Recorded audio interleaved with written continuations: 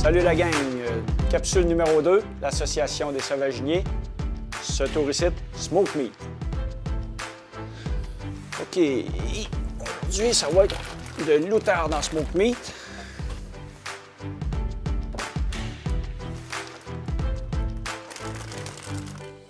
OK, pour le Smoke Meat, le secret, c'est d'enlever le sang le plus possible des poitrines d'oie ou d'outarde. Fait que moi, ce que je fais, je les éponge bien comme il faut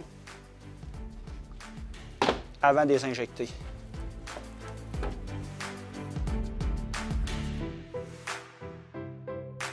Maintenant, l'outillage pour injecter.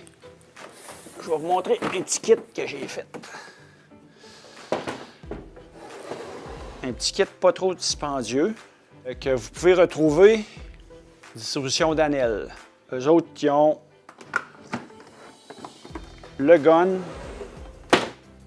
puis l'aiguille. Ça se vend séparément. Moi, j'ai acheté ça. J'ai pris une petite pompe de campeur qui monte à 35 livres de pression. J'ai mis une petite batterie 12 volts. J'ai tout mis ça dans une petite boîte. L'aiguille est trouée. On rentre dans la viande puis on peut injecter toutes les poitrines pour que le liquide rentre à l'intérieur de la viande.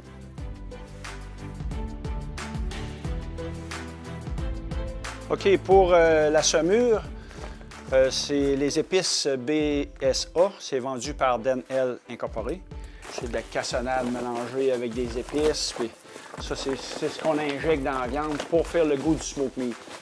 Toutes les instructions sont bien indiquées ici. C'est 5 litres d'eau par 1,3 livres de saumure. On ouvre la balance.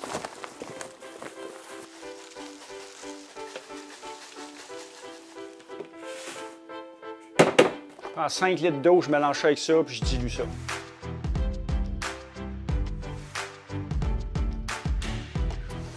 OK, fait que quand c'est bien dilué, moi, ce que je fais, j'ai fait un petit trou sur le dessus de mon couvert parce que c'est long à fondre. Des fois, ça prend quelques minutes à fondre. Ce que je fais, je prends ma pompe d'injection, puis il y a beaucoup de pression quand même là-dedans. Je rouvre ma pompe et...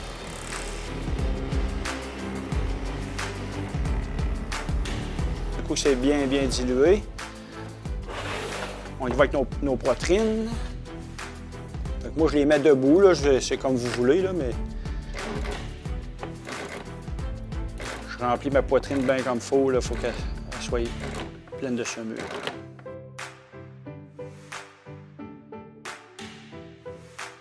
Il y a aussi, je voulais vous dire, les filets mignons d'oie et d'outarde. Il y en a gros qui ne savent pas trop quoi faire avec ça. Je les injecte aussi, je les laisse saumurer 48 heures. Et puis après, je le mets un produit Cabalas pour faire du jerky, puis je les passe tout en jerky. Fait que c'est une petite viande qui est assez tendre, puis elle est déjà pré-coupée pas mal à 1/4 de pouce d'épais. OK, là, on a fini d'injecter. On fait certain qu'on a du liquide par-dessus nos poitrines, pas qu'ils sèchent. On les envoie au frigidaire pendant 24 heures. Comme là, normalement le matin, ça va aller au lendemain matin, avant de réessuyer, enlever tout le sang, la saumure, puis on va réinjecter une deuxième fois.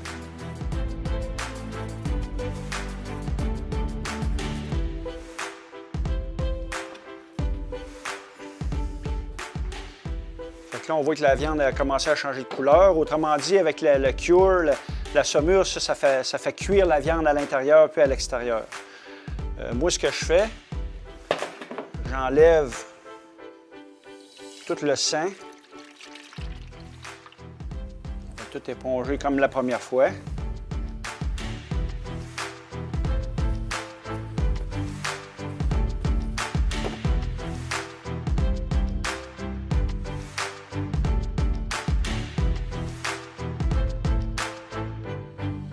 Puis on réinjecte.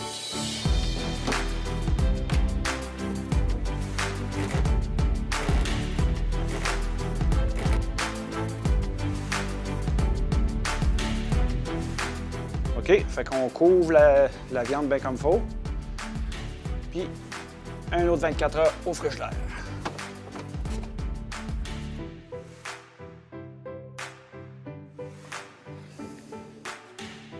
Fait que là, ça fait 2 fois 24 heures d'injection.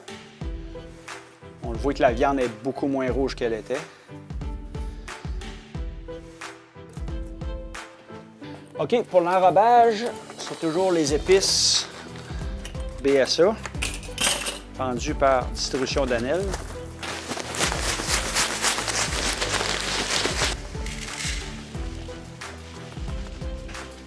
J'en mettais un petit peu.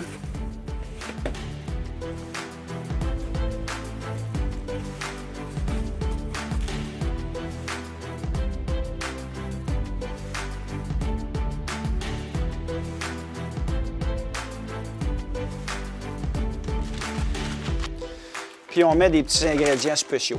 Moi, je décide de mettre du bacon aujourd'hui. Ça va rendre la viande plus tendre.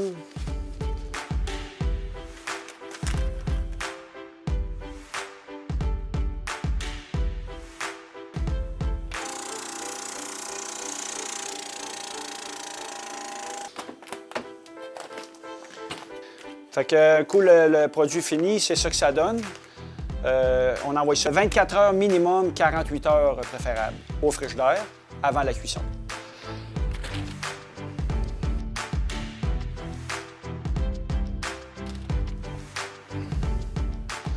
OK, pour la cuisson, ce qui est recommandé, c'est de le sortir minimum 1 heure avant de le faire cuire.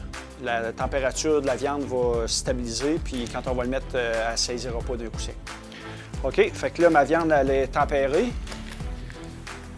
Moi, j'ai mis 166 Fahrenheit, ce qui est 74 degrés Celsius. Ici, on a un bain de cuisson.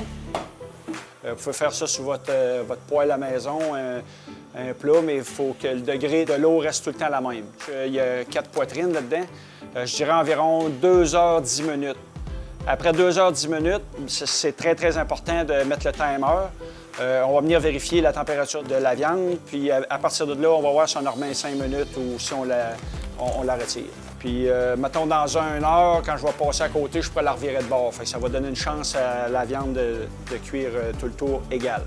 On va vérifier notre température. Ça fait exactement 2 heures et 10, 12 minutes.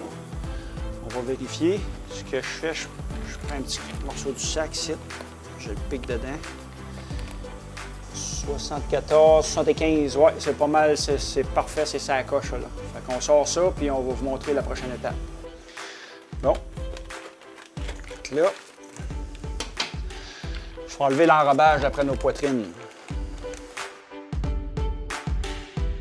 OK. Fait que c'est pas trop compliqué. On enlève le gras, bacon, toutes les épices. Moi, c'est la meilleure technique. J'ai essayé avec une brosse, ça ne marchait pas bien. Le best, c'est un petit couteau de même viré en envers, là. Je gratte toutes les épices.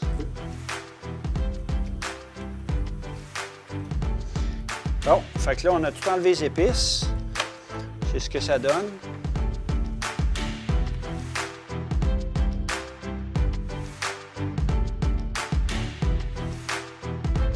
Bon, pour le slicing, c'est pas compliqué. Les 2 premières tranches, je les enlève, je les jette. Parce qu'il y a une peau là-dessus, c'est un petit peu plus goûteux. Il y en a qui vont les manger, c'est très bon. Mais moi, je vais avoir tous des paquets qui goûtent la même chose.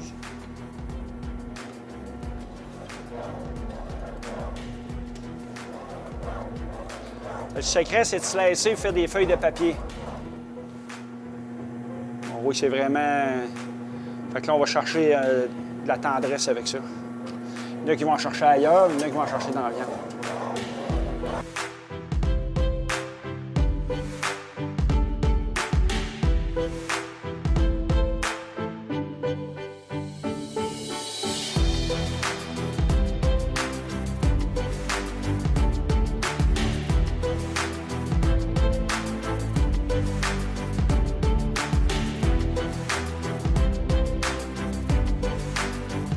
Tout le temps du jus là-dedans, puis ça scelle pas bien.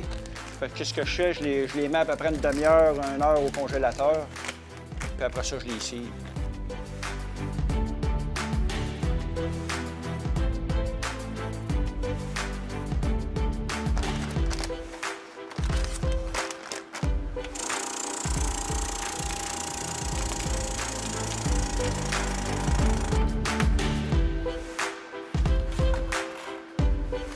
Merci de suivre l'Association des sauvages niais sur les réseaux sociaux. Restez à l'affût, d'autres capsules sont à venir.